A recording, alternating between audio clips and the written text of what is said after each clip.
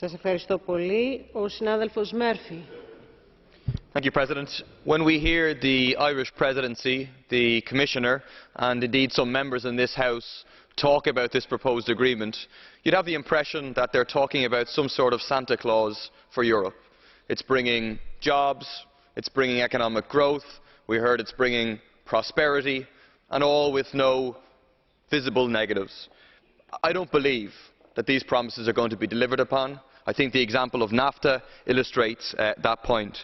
Instead, what we're going to see with this process of secret negotiations, without real public scrutiny, without real political scrutiny, is an attempt to converge labour, environmental and social standards downwards. For example, with an attempt by US agribusiness to get access to the EU market for GMOs.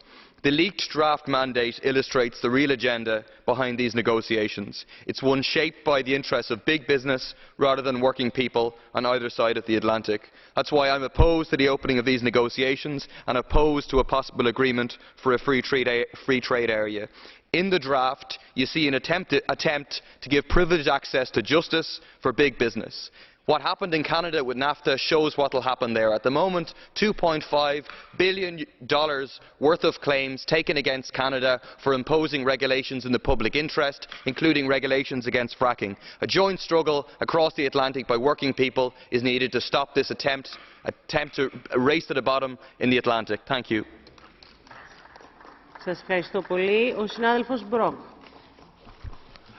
Frau Präsidentin, Frau Vizepräsidentin, Herr Kommissar, Kolleginnen und Kollegen! Dieses Abkommen ist politisch und ökonomisch von großer Bedeutung für uns. In einer dramatisch sich verändernden Welt. Die Vorteile haben einer Interessenverknüpfung Amerikas